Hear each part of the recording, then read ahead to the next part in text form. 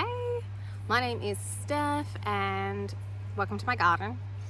I am sitting out here in the middle of the day, worst time of day, but I thought I'd just say hi, introduce myself.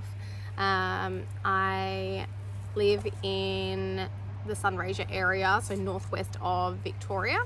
Our closest larger town would be Mildura, and it's a pretty warm area, to be honest. I think we're like on the border of arid, and we have a lot of similarities to an arid zone. I'm literally like melting right now. It's not even overly hot today, but it feels hot in the sun. Normally I have a huge hat on. But yeah, I just want to do a quick introduction. So this is where we live. I live here with my husband and our 3 boys. They are 9, 11 and 13, and we are renovating a house. So we're not far off being finished. The plan originally was, when we bought it 4 years ago, to flip, sell, buy something else, maybe flip and sell that. COVID did change our plans a bit. We decided to put 2 raised beds in, and we fenced it off a little bit. I'll show you some pictures afterwards. Oh, it's a bit hard at the moment with the camera because I'm sitting down. And then what we did was, about 6 months ago, we loved it so much that we've made like a big extension. So about a third of our backyard is now producing food for us. We have chickens over the other side, and they obviously produce eggs and also compost. So we do a deep litter system. Over there we've got a couple of fruit trees planted. There's a plum and a nectarine. I have a peach here, but I'm going to save that for the next house. Now that we've realized that we're actually quite close to being done to move, we've stopped planting fruit trees, and we will just take them with us. I've got an apple, quite large blackberry as well, and a lemon. The lemon though is a dwarf variety, and I made an error, and it's one where they've like snipped it at the base and it's come out, and so it will never have like a really nice long trunk. So it is perfect for a pot though. Out the front we have got citrus trees planted. Mildura is known for having great citrus seasons, and we can pick them up really cheap here as well. But yeah, I've got a berry patch out the front, medicinal herb garden on one side, and I turned the verge, which was just dirt basically, I've turned that into like a native garden. I grew some pumpkins and stuff out there last year, but because we've extended this, I've now got lots of room for pumpkins out the back. But yeah, that's kind of how we got to where we are.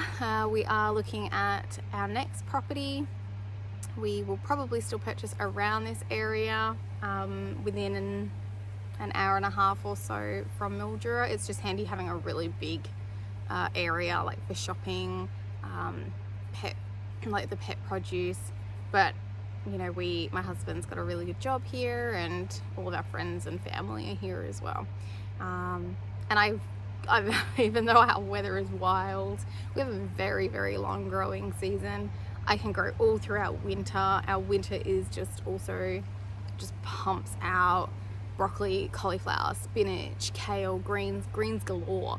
And I've gotten really comfortable with that. So I think I would still like to have a greenhouse at the next place, because we're hoping to get something bigger, and then that way I can produce like tomatoes, and I mean some things over winter fine. We didn't have very much frost last year at all, and so what overwintered, I think I even had a couple of capsicum over winter. Just, yeah, things you would not expect. Oh, I had a couple of tomato plants over winter. Yeah, just blew my mind really. But they survived. I wouldn't say they were like mass producers. But yeah, so that's kind of the game plan. We'll get the house finished and we will move on elsewhere and start again, which is exciting. A bit daunting, but exciting. It will be a big place. I can have a bigger run. Like, my girls are pretty lucky. Like I'll show you soon, but my husband built a decent sized one for them. I've like done a makeshift. It's quite funny. He wanted to do this really fancy thing with the shade cloth to put over it. It's just too hot here, they need to have shade cloth. And I couldn't wait for him, so I like bush rigged it up. It looks hilarious, but it does the trick. It keeps them cool enough, and they get through with that and a sprinkler on the really hot days. But yeah, the next place I'm sure he'll have it, so they've got a proper shade cloth and it looks much nicer than mine. But yeah, so we're kind of looking forward to expanding, but in the meantime I really enjoy growing food here. I've learned to preserve food over the last few years, so we do the water bath thing, pressure canning, dehydrating, a lot of pickling. So we do fridge pickles, but it just depends on the amount that I harvest. So like I've got a jalapeno plant here, it's just absolutely smothered in jalapenos, the whole thing. And I've got about 4 of those plants and they're just smothered. So we'll do a jar of fridge pickles and the rest will be like water bathed to be preserved properly. That's generally how I kind of do it. So we've got some on hand. So food preservation, I make my own soaps. We have bees, they're not here.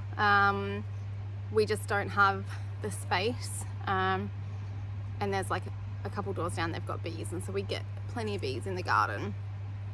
I'm really looking forward to having them home at the next place. But at the moment, some friends of ours have got they've 2 separate places, got 2 hives of ours. And so I do get beeswax and I use that for our soaps. The excess honey with a bit of stuff in it I use for my soaps, salves, that kind of thing. I'm looking more into, I'm not really big on like body butters and stuff, but I'm gonna look into that as well. A lot of them need a preservative, even though it's a natural preservative. I'm more about like not having to outsource. I would like to utilize things like here. So the oil I purchase, but I infuse it with flowers and stuff that we have foraged or grown on our land. What else do I do? That's pretty much, I guess, it. But like, I'm just big on learning skills, really big on learning skills. I do know how to sew, but I have been relearning how to sew, like sew properly, I guess is the better way to put that. I've been making curtains for the house, and just bits and pieces really. But I learned to knit. I bought all the things for it and it's okay, but I can't say like I love knitting. I think if I had, when I'm not working full-time, and things just slow down a pace, then perhaps I will. I homeschool our 13-year-old, and at the next place we're hoping that I can homeschool all 3 of them if they wish to be homeschooled. So opportunities there as well. I think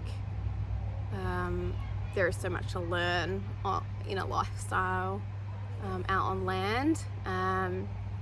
You know, when they help out so much with our animals already, and the garden when I ask them.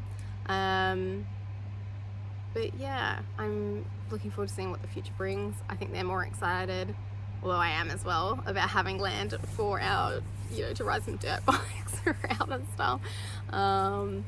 Just to have space will be so nice. But I think we've done really well, to be honest, with what we have here. I think our block is 660 square meters, and I've literally utilized from the verge back. We have a bit of lawn in the middle of our garden for the dogs. We have a strip out the front that our citrus trees are in. But yeah, so really happy with how things are going. So yeah, that's basically what you'll be seeing on the YouTube channel. I'll take you around the gardens, show you the chickens, take you along in the kitchen, and kind of just show you bits and pieces. I'm really looking forward to having a bit more of a better record as well for the garden, and recipes. I'm really bad at recipes. I will get a recipe, I'll try it out, and then I lose the recipe. In my brain I'm like, I'll print it or I'll bookmark it on my phone. I never do. I really very rarely do that.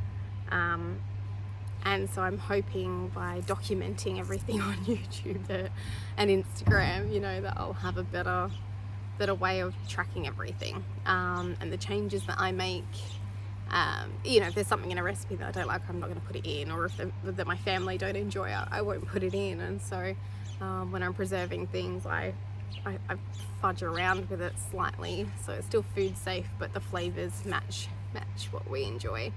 And same for the garden. Like, I have a diary, but it's a bit of a pain sometimes. So I was trying to find when I planted the potatoes, because I know they need at least 120 days, and it was such an effort just trying to scour through each page to find that. But yeah, so that's kind of my thought process with all of this. And you know, if you want to come along, you know, welcome to join me.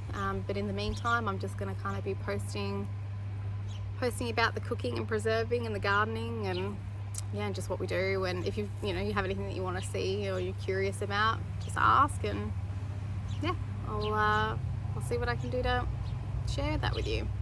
But I will leave it at that. I think I'm going to try and keep these 15-20 minute videos and just see how we go to start with. Not going to put too much pressure on myself, to be honest. You know, I'm not going to promise that I'm going to post 2-3 times a week. Life gets busy, but I'm hoping that I can post regularly, just to document everything as well. So yeah, we'll just take each day as it comes and go from there. But welcome, and hopefully I'll see you down the track on the next one. You have a good one. See you guys.